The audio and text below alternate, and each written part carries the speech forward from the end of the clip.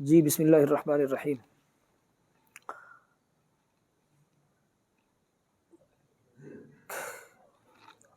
کل ہمارے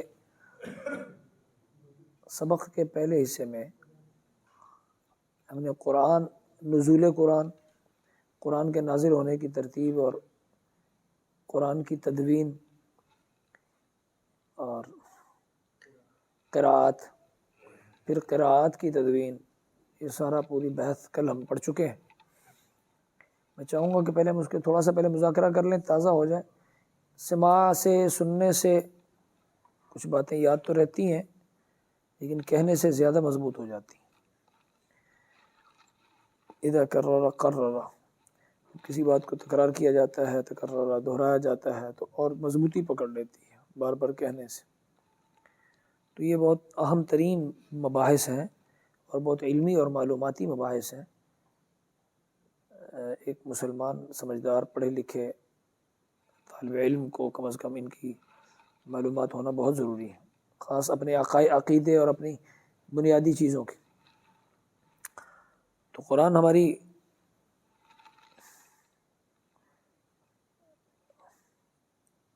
اہم ترین کتاب ہے، اس کا دفاع بھی ہمارے ذمہ ہے، اور قرآن پاک کے اوپر قرآن پاک کی جو ترتیب ہے وہ سمجھنی پھر ہمارے لیے ضروری ہے، بالخصوص حافظ قرآن کو تو یہ بہت ضروری ہے کہ وہ اس بات کی پہچان رکھے کہ میں قرآن پاک مجھے پہنچا ہے، قرآن پاک کیسے ہوا، قرآن پاک کیسے ترتیب ہے، پوری اس کو، اور پھر بالعموم ہر مسلمان کے لیے، بالخصوص سمجھے پڑھے لکھے سمجھدار بچے کے لیے پتہ تو۔ اس پہ بہت سارے اعتراضات وارد ہوتے ہیں، دنیا ہے، مارکیٹ میں بہت سارے سوالات ہیں، بہت سارے اعتراضات ہیں۔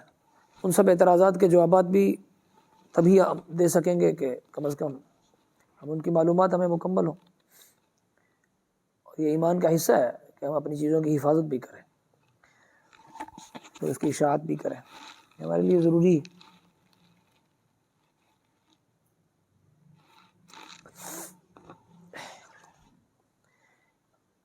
اگر کل کے پورے سبق کو پوائنٹس میں اگر کچھ لیا جائے تو اس کی ترتیب کچھ یوں بنے گی۔ نمبر 1 لکھ لیجئے اپنی کاپیوں پر، ساتھ ساتھ آپ اتار لیا کریں، اس کے اشارات آپ ضرور اتار لیا کریں، پوری گفتگو میں، پوری بحث میں اس کے اشارے اتار لیا کریں کم از کم، وہ پھر مستقل محفوظ رہیں گے۔ یہ بہت اہم ترین چیزیں ہیں اور زندگی میں کام آئیں گی۔ آج اس کی اس درجے پر ضرورت نہیں ہے، لیکن ضرورت آئے گی تو پھر، اور یہ وہی چیزیں جو ماسٹر لیول تک بھی ہر ایک کو اتنی مستحضر نہیں ہوتی۔ نزول قرآن کا نازل ہونا، نزول، دل چاہ رہا تھا میں لکھوں، ہمت نہیں ہے، دعا بھی فرمائیں۔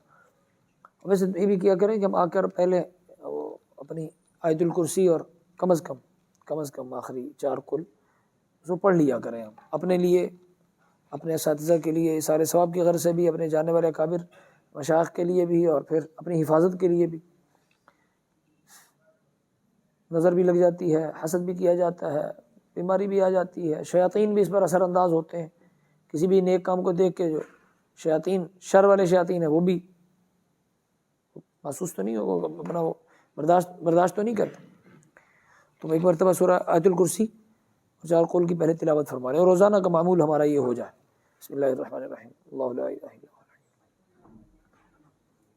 الا هو ما فی السماوات الذي يشفع عنده الا باذنه يعلم ما بين ايديهم وما خلفهم ولا يحيطون بشيء وسع كرسيه السماوات والارض وهو العلي العظيم۔ بسم الله الرحمن الرحيم، قل يا ايها الكافرون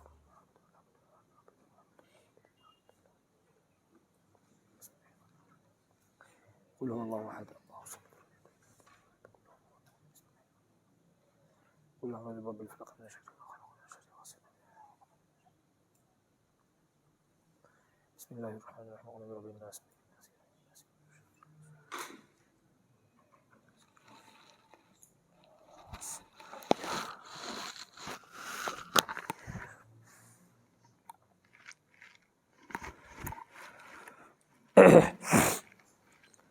مشائخ فرماتے ہیں کہ ہمارے مفتی صاحب میرے شیخ مفتی مختار الدین شاہ سلطان القادم العالیہ فرمایا کرتے ہیں کہ آیت الکرسی پڑھتے ہوئے ولا یعودہ حفظہما کو 3 مرتبہ پڑھ لیا جائے آیت الکرسی میں، ولا یعودہ حفظہما ولا یعودہ حفظہما ولا یعودہ حفظہما، وہ تھکتا نہیں ہے اس کائنات کی حفاظت سے، اللہ تھکتا نہیں، بس یہ ترجمہ ہے اس کا، کہ حفاظت سے وہ تھکتا نہیں ہے، اے اللہ تو حفاظت ہے، ولا یعودہ حفظہما ولا یعودہ حفظہما ولا یعودہ وہو العلی العظیم۔ وظیفے کا مشائخ کا ایک تجربہ ہوتا ہے، ایک عمل کا ایک حصہ ہوتا ہے، صالحین کا ایک طرز ہوتا ہے، وہ اسی طرح نقل فرما دیتے ہیں۔ جی بسم اللہ الرحمن الرحیم۔ تو ہم عرض کر رہے تھے کہ جی نزول قرآن، تو نمبر 1 وحی اور اس کا مقام غار حرا۔ ٹھیک، میں بہت اشارتاً لکھوا کے پوری بحث کل کی مکمل کرنے کی کوشش کروں گا، اور کل میں نے اس کی پوری تھیوری سمجھا دی تھی، آج اس کی پوری نزول قرآن، اور نزول قرآن ہوا ابتدا کہاں سے ہوئی ہے؟ غار حرا سے۔ پھر اس کا پورا دورانیہ تقریباً 23 سال تقریباً نزول کا نازل ہوا، 23 سال میں تقریباً 23 سال میں نازل ہوا، تھوڑا تھوڑا کبھی سورت کبھی 2 صورتیں آہستہ آہستہ، تو 23 سال ایسے بن گیا کہ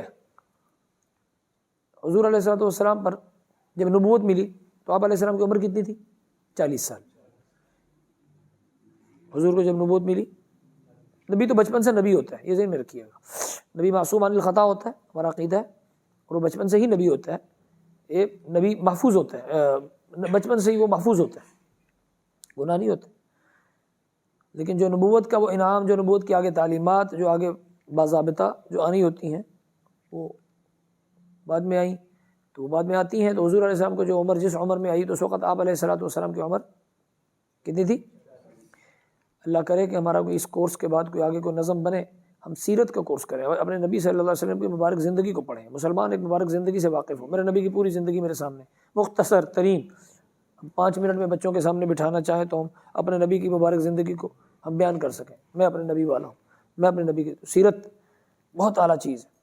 تو اللہ کرے ہمیں بعد میں موقع مل جائے کہ اس کورس کے بعد ہم اگلا کورس ڈیزائن کریں، اور اس میں سیرت میں پھر ہم لیں تاریخ کو، اور تاریخ کو لیں ہم آدم علیہ السلام سے، آدم علیہ السلام سے، اور سارے انبیاء کے واقعات حضور علیہ السلام کے پہلے، حضور کی بعثت تک، پھر حضور علیہ السلام کی اپنی زندگی، اور پھر حضور علیہ السلام کے بعد کی یہ تاریخ بھی آ جائے گی، اور پوری سیرت بھی اس میں آ جائے گی، اور انبیاء کے واقعات بھی آ جائیں گے۔ ایک پوری معلوماتی چیز ہے، ایک مسلمان بالخصوص ایک طالب علم کے لیے بہت ایک وسیع درجے کا ایک مطالعہ ہے، وہ قرآنی واقعات ہیں، احادیث کے واقعات ہیں، تاریخی واقعات ہیں۔ مسلمان ہونے کے ناطے ایک سیرت کی پوری زندگی، سیرت کی روشنی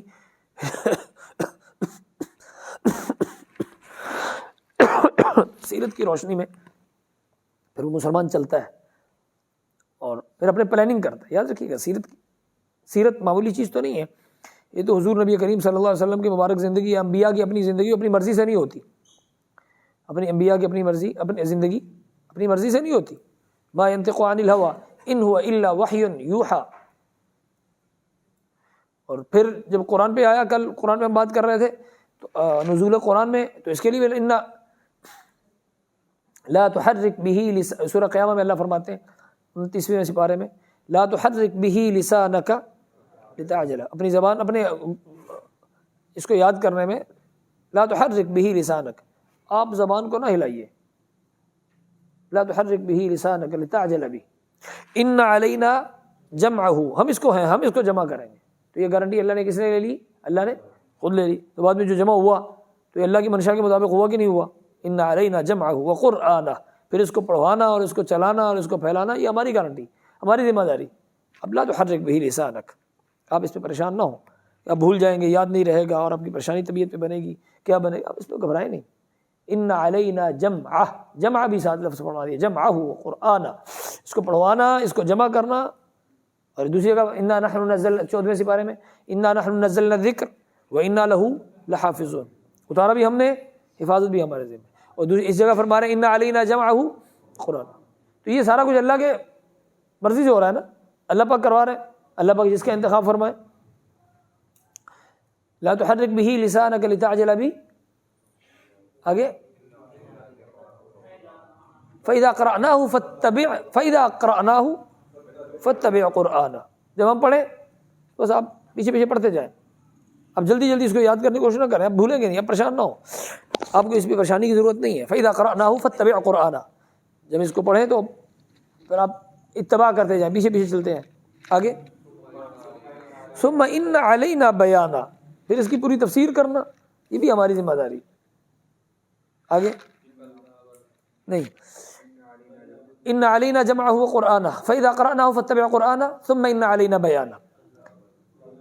ہاں پھر آگے اب اس پہ اللہ پاک نے قرآن کی بھی حفاظت اپنے ذمہ لے لی، اس کے جمع کی بھی حفاظت اپنے ذمہ لے لی، اور اس کی تفسیر کی حفاظت بھی، بیان بھی ہوگا.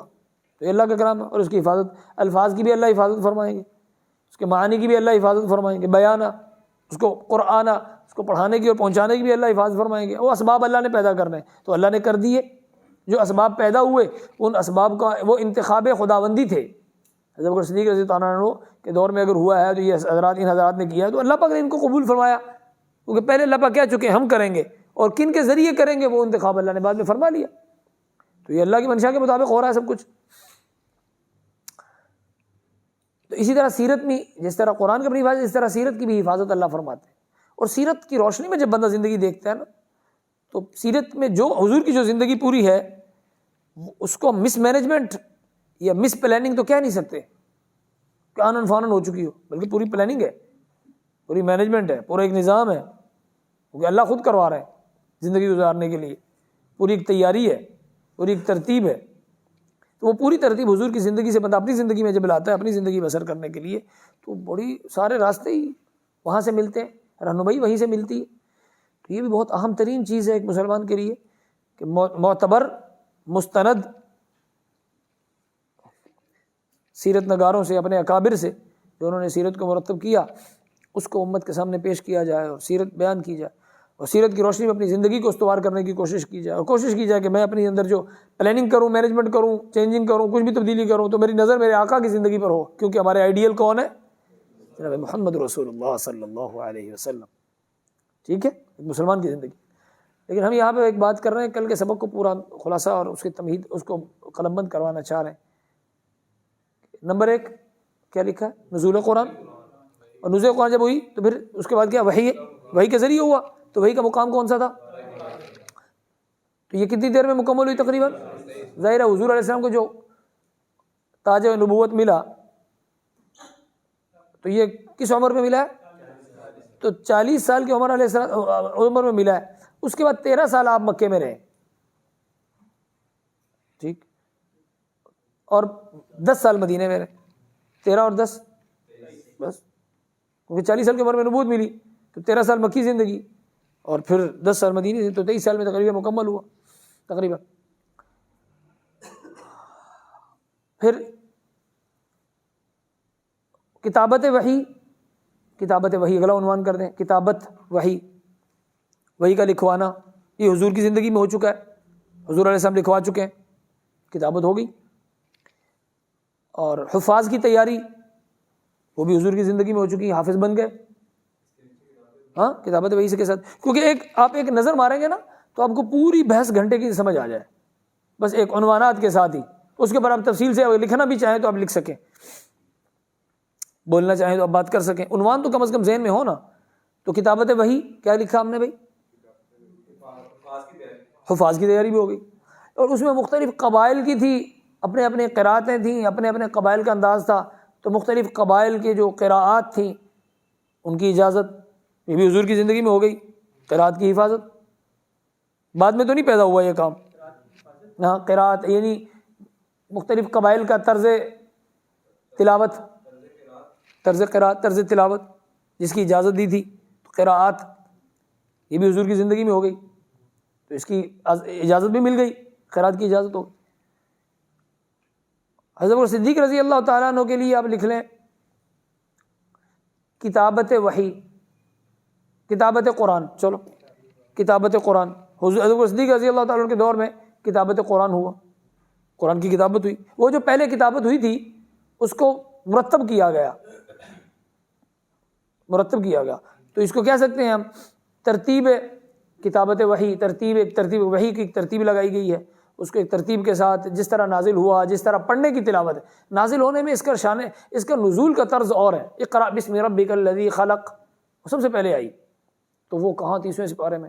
تو ایک ہے تلاوت، ایک ہے نازل ہونے کا طرز، نازل ہونے کا جو انداز ہے وہ اور ہے، اور تلاوت کا جو انداز ہے وہ اور ہے۔ تو جو کتابت کروائی گئی، جو اس کو جو مرتب کروایا گیا، یہ انداز تلاوت پر کروایا گیا، ٹھیک ہے۔ کتابت قرآن بطرز تلاوت، بطرز تلاوت، تلاوت جس طرح تلاوت کی اجازت تھی حضرت صدیق رضی اللہ عنہ کے دور میں ہو رہا ہے، انہوں نے کروایا نا، کل کی بحث میں ہم کر چکے ہیں۔ حضرت بکر صدیق رضی اللہ عنہ کے دور میں پھر کتابت ہو گئی، اس کو کتابت جو پہلے ہوئی تھی پورا ایک ڈھیر لگا ہوا تھا، اس کے ترتیب سے جس طرح تلاوت کرنی ہے اس طرح اس کو مرتب کر دیا، ٹھیک۔ حضرت عمر رضی اللہ تعالیٰ عنہ کے دور میں اب لکھ لیں حفاظت قرآن، اس کا تحفظ کیا گیا، اسی طرح اس کو محفوظ رکھا گیا۔ حضرت عثمان رضی اللہ تعالیٰ عنہ، حضرت بکر صدیق رضی اللہ تعالیٰ عنہ کا جو آپ نے اشارہ لکھا ہے، اس کے سامنے آپ اگر قوسین میں، قوسین کہتے ہیں بریکٹس کو، قوسین دو بریکٹس حفاظت، تو حضرت بکر صدیق رضی اللہ تعالیٰ عنہ کے آگے قوسین میں لکھ لیں حفاظ قرہ کی شہادت۔ حضرت ابوبکر کے دور میں ان کی آگے لائن میں لکھا ہے، ابوبکر والی جو آپ نے سطر لکھی ہے اس سطر کے آگے لکھ لیں حفاظ قرہ کی شہادت، ہاں جنگ یمامہ پوری، یہ سبب بنا ہے۔ یعنی آپ کے سامنے نا ایک آدھے صفحے پر 3-4 سطروں پر پورا کئی سالوں پر مشتمل جو پورا ایک نظام ہے، وہ آپ کو آسانی سے آپ بیان کر سکیں، اور لکھنا چاہیں تو آپ اس کے اور ہی آپ کو عنوان مل سکے۔ تو اب آ گیا، کیا ہو گیا؟ حضرت رضی اللہ عنہ میں حفاظت قرآن ہو گیا، اچھا حضرت عثمان رضی اللہ تعالیٰ عنہ میں کیا لیں اشاعت قرآن، اشاعت کی ہے، اس کو نشر کیا ہے، اس کو پھر آگے پھیلایا ہے، وہ جو لکھا ہوا تھا اس کو ترتیب دیا، مدون کیا، پورا ایک نظام از سر نو پوری محنت کی گئی، گواہیاں لی گئیں، پورا ایک نظام وضع کیا گیا، پوری ایک ترتیب بنائی، ایک پوری ایک ٹیم بنائی جنہوں نے اس پر محنت کی، اور جو آیت پیش ہوتی تھی اس آیت پر پہلے گواہی لی جاتی تھی، یہ پورا لمبا چوڑا ایک پورا محنت کی گئی، تو یہ اشاعت قرآن ہو گئی۔ تو قراءات بھی محفوظ ہو گئی، ترتیب بھی ہو گئی، اور قرآن کو بھی جمع کر لیا گیا، اور اس کو ایک قرات پر لے آئے، حضور کے طرز جو تلاوت تھی اس پر عام کر دیا امت میں، اور باقیوں کی اجازت تھی اس کے مطابق وہ طرز تحریر ایسا کروایا گیا جو سب کو شامل ہو۔ یہ پوری اب بات کر چکے ہیں کل، اور آخر میں اس کے ساتھ لکھ لیں پھر تدوین، تا دال واو یا نون، تدوین قراءات، یعنی بعد والے ائمہ نے وہ جو پورا ایک قراءت کا پورا نظام تھا اس کو کتابی شکل میں دے دی، تدوین کر دیا، اس کو مدون کر دیا، مرتب کر دیا اس کو کتابی شکل میں قراءت کو۔ اور جو قراءت قبائل میں مشہور تھیں، جو پڑھی جاتی تھی، وہ مختلف قبائل میں چل رہی تھیں، اس کو ائمہ کرام نے اس پر محنت کر کے جہاں جہاں وہ قراءت تھی وہاں کا وہ جو امام جو قراءت چل رہے تھے انہوں نے جو قراءت پر محنت کی، قراء کرام نے وہاں جو محنت کی انہوں نے اس کو مرتب کر دیا، مدون کر دیا۔ تو اس طرح تدوین قراءات کا معاملہ مکمل ہوا۔ یہاں ہم یہ بھی کہہ چکے ہیں کل کے پورے سبق میں، آج جس کی ہم دہرائی کروائی جا رہی ہے، ہم یہ بھی کہہ چکے ہیں کہ جو ائمہ کرام نے جو قراءات، جو انداز تلاوت قبائل کے تھے، وہ جو جیسے عام مشہور جو چل رہے تھے، تو جہاں جہاں جس علاقے میں جو متعارف تھا طرز تلاوت، ایک علاقے میں اس طرح پڑھ رہے ہیں، ایک علاقے میں دوسری طرح پڑھ رہے ہیں، جیسے میں نے کل تلاوت کی تھی، تو ائمہ کرام نے اس کو مرتب کیا۔ اب ائمہ کے نام سے یہ مشہور ہو گئے، یہ بات بڑی اہم، اب یہ قراتیں مشہور ہو گئیں کن کے نام سے؟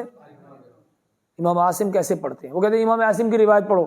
اب جب آپ مارکیٹ میں جائیں گے نا، تو آپ جب مدارس میں، آپ علمی ماحول میں، آپ قراء کی ماحول میں، آپ قرات سننے میں، تو آپ وہاں ان سے کہیں گے کہ مجھے قرات سنا دیں، تو وہ کہیں گے میں امام عاصم کی قرات پڑھ رہا ہوں، اب ابن کثیر کی قرات پڑھ رہا ہوں، اب میں نافع کی قرات پڑھ رہا ہوں، سوسی کی قرات پڑھ رہا ہوں، وغیرہ وغیرہ، حفص کی قرات پڑھ وغیرہ وغیرہ۔ یہ سارے ایک میں نے کل عرض کر دیا تھا، ایک پورا ایک نظام ہے، ایک پورا ایک اوپر ایک نصاب ہے، سلیبس ہے، اس کی کتب ہے، لیکن اب یہ متعارف ہیں، مشہور ہیں ان ائمہ کے نام کے ساتھ، اور سمجھ آ رہی ہے؟ لیکن سوال یہ ہے کہ کیا یہ ائمہ جنہوں نے کتابی شکل میں اس کو مرتب کیا ہے، اس پہ پورا فن بطور فن کے اس کو ایک محنت کی ہے، اس کو ایک محفوظ کیا ہے، کہ یہ نبی علیہ السلام کے دور میں تھے یہ ائمہ یا بعد میں کیا؟ بعد میں کیا۔ اب اگر کوئی یہ اعتراض کرے کہ ہم نہیں مانتے،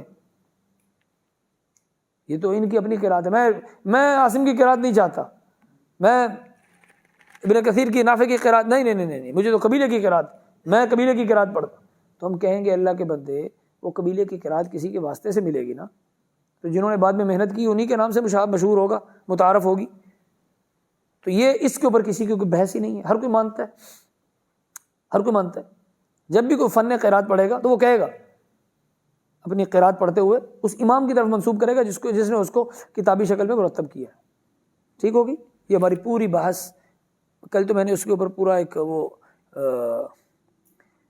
گفتگو کر دی تھی، میں چاہ رہا تھا کہ آج اس پورے کو قلم بند کروا دیا جائے اور اس کا ایک اشارات سے یا عنوانات سے، تاکہ اپنے طور پہ اگر پڑھنا چاہیں، اگر اس کو دیکھنا چاہیں تو بات کرنا چاہیں، کہیں موقع چلے تو آپ نے سن لیا ہے، اب ماشاءاللہ اچھی طرح اس کو محفوظ کر چکے ہیں، تو اب اس کو اپنے کتابی شکل میں بھی آپ نے اس کو محفوظ کر لیا،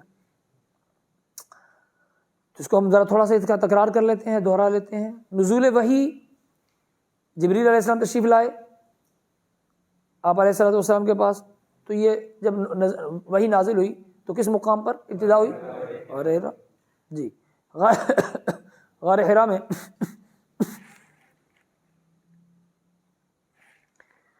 حضور علیہ السلام سے جبریل علیہ السلام نے کیا فرمایا؟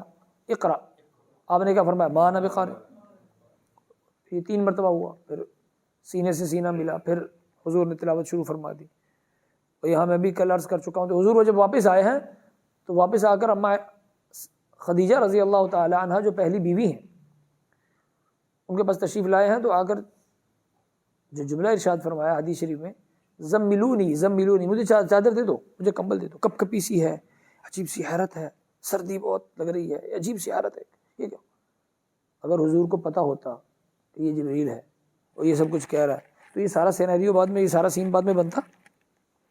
یہ بننے کا مطلب کیا ہے کہ یہاں اس بات کا حضور کو علم نہیں تھا، تو اللہ جہاں علم دیتے ہیں بتاتے ہیں اتنا پتہ چل جاتا ہے، جہاں پر پتہ نہیں ہے وہاں نہیں پتہ چلتا۔ تو اصل علم کس کے پاس ہوا؟ تو اللہ کے نبی بھی جو بتاتا ہے اپنی طرف سے یا اللہ کی طرف سے؟ اللہ کی طرف سے۔ یہاں پر ایک عقیدے کی بات آ گئی، سیرت میں آگے پوری بات اگر میں کھولتا تو سیرت میں اس کو کھول دیتے، تو وہاں اماں خدیجہ کا پورا بیان، چلو اشارتاً عرض کر دیتا ہوں۔ اماں خدیجہ نے آگے جو جملے ارشاد فرمایا تو وہ کیا فرمایا؟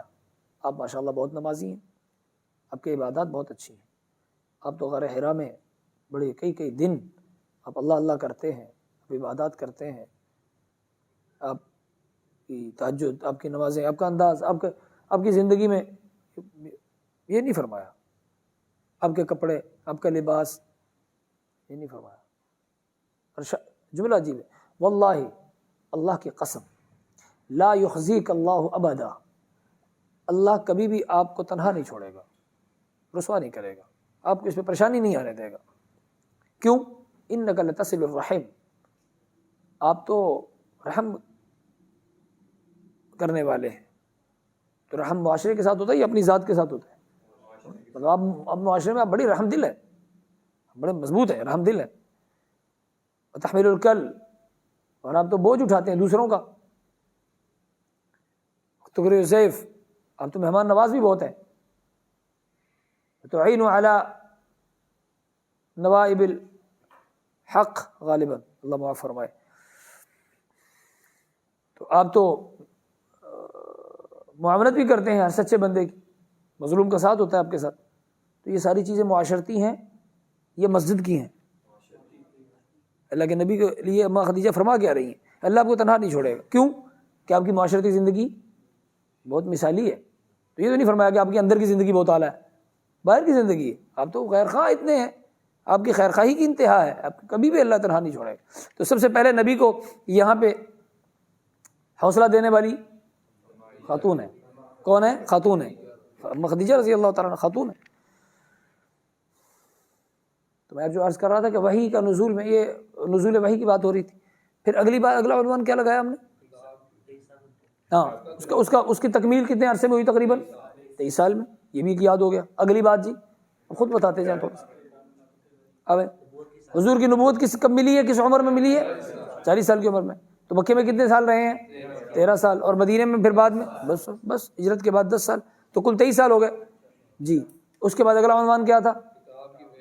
کتابت وحی، یعنی وحی کی کتابت. یہ حضور کے دور میں خود قرآن لکھوا لیا گیا.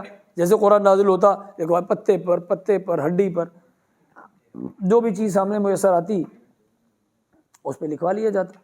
اس طرح کاغذ کا یہ پورا نظام تو اس طرح تھا نہیں. جو چیز میسر آتی اس پہ لکھ لیتے، لیکن محفوظ تھا. اچھا، اب قرآن کی جو تلاوت کا انداز تھا، قراءت کا، مختلف قبائل کا، اس کی بھی اجازت حضور کی زندگی میں ہو گئی یا نہیں؟ اگلا عنوان کیا ہے جی؟ حفاظ کی تیاری بھی وہ حضور کے دور میں حافظ تیار ہو گئے. صحابہ حافظ ہیں، بڑا مجمع، حفاظت بھی شروع ہو گئی، ترتیب بھی دے دیا گیا، کتابت بھی کر دی، حفاظت بھی، حفاظ کی تیاری بھی ہو گئی. حضور دنیا سے پردہ فرما گئے. اب کیا ہوا؟ قرات کی حفاظت بھی حضور کی زندگی میں ہو گئی کہ انداز تلاوت وہ بھی اجازت مل گئی. آگے جی، اب حضرت صدیق رضی اللہ عنہ کے دور میں کیا ہوا بھائی؟ بس یہ پورا نقشہ آپ کے ذہن میں آ جائے، پورا کئی سالوں پر مشتمل ہے. آپ چند اشارات میں آپ کے ذہن میں آ جائے بس. اب حضرت صدیق رضی اللہ عنہ کے دور میں کیا ہوا؟ کتابت ہوئی، اس کو طرز تلاوت پر مرتب کر دیا گیا. اس کی وجہ کیا بنی؟ شہادت. جنگ یمامہ میں تقریباً 700 کے قریب حفاظ کی شہادت ہوئی. اس کی رائے کس نے دی؟ یہ بھی شاید لکھی، حضرت عمر رضی اللہ عنہ کی رائے دی، رائے حضرت عمر کی تھی. اچھا ہو گیا. اب حضرت عمر کا دور آ گیا. اس میں پھر کیا کام ہوا ہے؟ اس کی حفاظت رہی، محفوظ ہے، ٹھیک، وہ اس کو محفوظ رہا ہے. آگے حضرت عمر کے دور میں پھر اس کے اوپر اشاعت ہوئی، اس کے اوپر ترتیب دیا، اس کے نشر ہوئی، کتابت کی طرز ہوئی، قرآن کی تلاوت پوری سامنے آئی، ساری قراتوں کو سامنے رکھا گیا. یہ حضرت عثمان کے دور میں قرآن مکمل ہو گیا. قرآن وقت مکمل ہو. ہاں، جو طرز تلاوت آپ علیہ الصلوۃ والسلام کا ہے اس کے اوپر امت کو لایا جائے، آرام کر دیا. کتابت پوری بحث ہے، پورا فن ہے. آگے پھر اس کے بعد کیا ہوا؟ اس کے بعد امت نے کیا کیا؟ صحابہ کا دور ختم ہو گیا. اب صحابہ کے دور میں، صحابہ کے بعد امت نے کیا کیا؟ تدوین کی، اس کو مدون کیا، اس کو کتابی شکل میں دیا، اس کے اوپر فن بنایا، اس کو پڑھنے کا طریقہ، اس کے لیے پوری ایک محنت، پورا ایک نظام وضع کیا. اب آگے کیا ہے؟ یہ اس کی اب مشہور ہو گئی وہ قراءت. کن کے ناموں پہ؟ ائمہ کرام کے ناموں سے مشہور ہو گئی. قراءت کا ائمہ کرام کے ناموں سے مشہور ہونا. یہ میں بار بار کہہ رہا ہوں کیونکہ میں پوری فقہ کے اوپر آخر میں جا کے اس کے اوپر انشاءاللہ میں اس جملے کے اوپر بحث کو سمجھانا چاہتا ہوں. تو اس میں کسی کا کوئی اختلاف بھی ابھی تک جو گفتگو ہوئی، سب حضرات جب بھی کوئی قراءت پڑھے گا تو ان ائمہ سے لے گا. اب آج اگر کوئی قراءت مکے کی، وہ زندگی کی، وہ پڑھنا چاہے تو اب کن سے لے گا بھائی؟ ان کی کتابیں موجود ہیں، ان کے ناموں سے قراءت متعارف ہے. کل کے پورے سبق کو آج ہم نے کتابی شکل میں اس کو ہم نے اس کے عنوانات کے ساتھ، کل اس کی پوری جس کو آپ کہتے ہیں تھیوری ہو گئی تھی پوری، آج اس کے عنوان لگ گئے اور ہم اس پہ الحمدللہ. اب آپ اس پہ غور فرمائیں کہ قراءت کا پورا معاملہ اللہ پاک نے محفوظ کر دیا. کتابت قرآن، اس کا عنوان اب پوری گفتگو کا کیا ہوگا؟ کتابت قرآن اور تدوین قرآن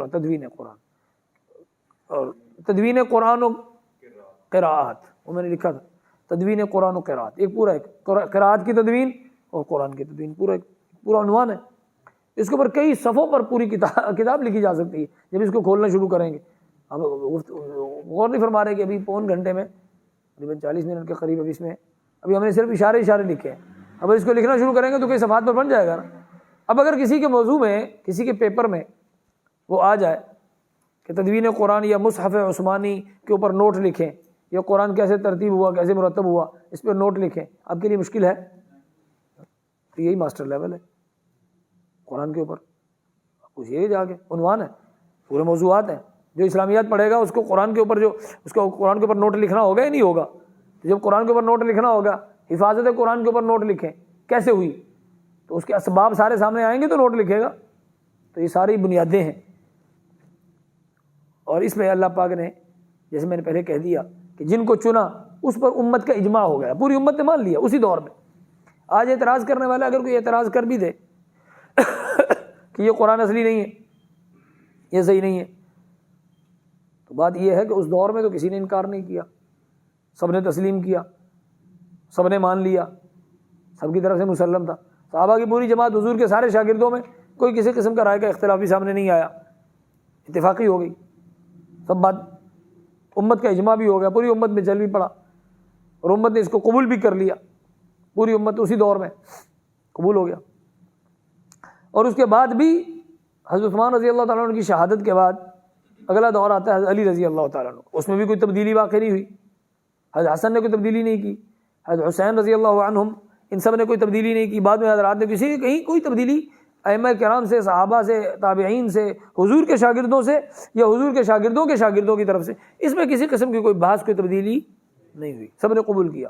تو وہی بعین ہی ہم تک محفوظ ہاتھوں میں ہم تک اللہ نے پہنچایا ہے, جس کی زبر زیر پیش کی حفاظت بھی اللہ نے فرمائی ہے, اور اس کو اللہ پاک نے پورا نظام اس کا خود اپنے ذمہ لیا ہوا تھا.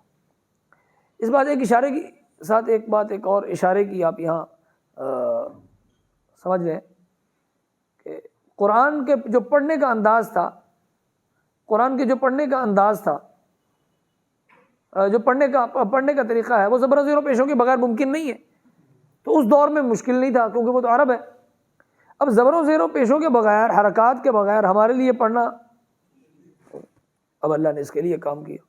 بس کہتے ہیں علی رضی اللہ تعالیٰ عنہ یا ان کے شاگرد, لیکن مشہور تاریخی قول یہ ہے کہ اس کے لیے اللہ جس کو چاہے انتخاب کر لیتے ہیں. اس کے لیے حجاج ابن یوسف کا انتخاب اللہ نے فرمایا, حجاج ابن یوسف سے اللہ نے زبر زیر پیشیں لگوائیں, مشہور یہ ہے.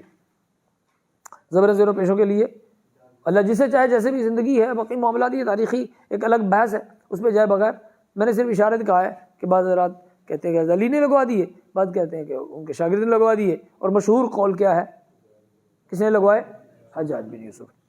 زبر زیر پیشیں وہ مکمل ہو گئی, بس یہ حرکات بھی اس کے اوپر زبر زیر پیشیں بھی لگی. تو اللہ جب چاہے, جس سے چاہے, جیسے چاہیں وہ اس سے کام لے لیتے ہیں. اگلا معاملہ وہ اللہ پر ہے, کو اللہ اس کی کیسا معاملہ چھوڑتے ہیں, کیا معاملہ کرتے ہیں. ٹھیک ہے جی, یہ بات مکمل ہوگی. اب امید ہے آپ انشاءاللہ اس کے نوٹ پورے سمجھ چکے ہوں گے. اب اس کو سمجھانا, اب اگر آپ کے پاس کوئی اسلامیات کی تیاری کے لیے اگر کوئی بھی آتا ہے, یا کوئی بھی دوست یا کوئی بھی عزیز, کوئی بھی رشتہ دار, وہ کہتا ہے جی میں اسلامیات کے امتحان دینا چاہ رہا ہوں, اور اسلامیات میں جو اس کے عنوان ہے اس میں تدوین قرآن کا پورا عنوان ہے, تدوین قرات کا پورا عنوان ہے, ہاں جی, حفاظت قرآن کے اوپر پوری ایک عنوان ہے. پوری بحث, پوری پوری بات وہ آپ اس کو اگر وہ لکھوانا چاہیں, ترتیب دینا چاہیں, بتانا چاہیں, تو انشاءاللہ آپ کے لیے یہ اب کوئی مشکل, کوئی سوال, اس پہ سوال فرمائیں تاکہ وقفہ کر لیں. سوال کوئی ہے جی؟ وہ قبائل, مشہور قبائل جو تھے ان کے ناموں سے یہ 10 قاری, ہاں اس کو کہتے ہیں سبع. پہلے 7 پڑھائی جاتی ہیں, پھر 3 اور پڑھائی جاتی ہیں, تو یہ سبع و عشرہ کے نام سے 10 قاری ہیں. تو 10 قاریوں کے نام ہے. اصل یہ 10 قاری تو نقل کرنے والے, تو جو علاقے میں قراءت عام تھی, متعارف تھی, وہ آگے 10 قاری ہیں. جی کوئی سوال جی؟ 1 منٹ.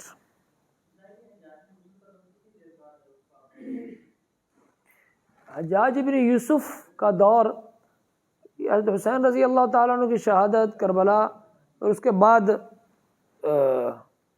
یزید کا ہے, اور یزید کے بعد اس کے بیٹے کا ہے, اس کے بیٹے کے بعد پھر مروان کا ہے. تقریباً اتنا ہوگا. یہ نصف ایک صدی کا دورہ نہیں بنتا ہے, اس وقت ذہن میں نہیں ہے, لیکن یہ ہے بعد میں. لیکن حجاج بن یوسف کا دور بھی وہ گورنری کا تھا, امارت تو تھی نہیں. اصل دور تو اس کا وہ ہے, یہ مروان کے بعد کا یہ زمانہ ہے, ولید بن عبد الملک ہیں, اور یہ ان کا دور ہے, اور اس میں حجاج بن یوسف تو, لیکن اس کے کارناموں میں بڑی عجیب بات ہے, عجیب سی بات ہے, عجیب سی. ٹھیک ہے, اس کے اوپر تاریخی اعتبار سے وہ بڑی روایات مذمت کی بھی ہیں, لیکن جو اس کے کارناموں میں جو بات ہے نا, اس کا سٹائل وہ بھی بڑا عجیب سے. اللہ پاک جس سے لے لیں, ٹھہر جاؤ, اللہ پاک جس سے لے لیں. وہ کہاں بیٹھا ہوا ہے اور قافلہ کوئی یہاں حیدرآباد دکن کے قریب یہاں کراچی کے پاس یہاں مسلمانوں کا قافلہ کشتی یہاں آئی ہوئی، تو وہاں پہ راجہ دہر وغیرہ نے وہ مسلمانوں کا قافلہ لوٹ لیا، پکڑ لیا، تو وہ مسلمانوں کی بچی نے، ایک مسلمان عورت نے لکھ کر دے دیا، پیغام بھیج دیا حجاج کے نام۔ تو اس پر اتنی غیرت اور جوش آئی اس بندے کو کہ اس نے کہا کہ اب حملہ کرنا ہے۔ تو امیر وقت جو تھے، جو بادشاہ تھا، وہ اجازت نہیں دے رہا، کیونکہ پہلے اس طرف 2-3 قافلے بھیجے جا چکے تھے، نتیجہ نہیں مرتب ہوا۔ تو انہوں نے کہا نہیں، وہاں بہت فاصلہ ہے، سمندر ہے، بڑا دور ہے، تو ہمارے کمک پہنچانا ہمارے لیے بہت مشکل ہوتا، تو نہیں ہوگا۔ تو مورخین لکھتے ہیں کہ حجاج بن یوسف نے اپنی گارنٹی دی کہ مجھ پر چھوڑیے، خرچہ کرنا ہماری ذمہ داری، اور جو وہاں سے مال آئے گا وہ سارا گورنمنٹ کا، بس آپ مجھے اجازت دیں۔ تو اپنے طور پہ پھر اس نے وہاں لوگوں کو تیار کیا، کہا کہ اپنے اپنے خرچے پر نکلو۔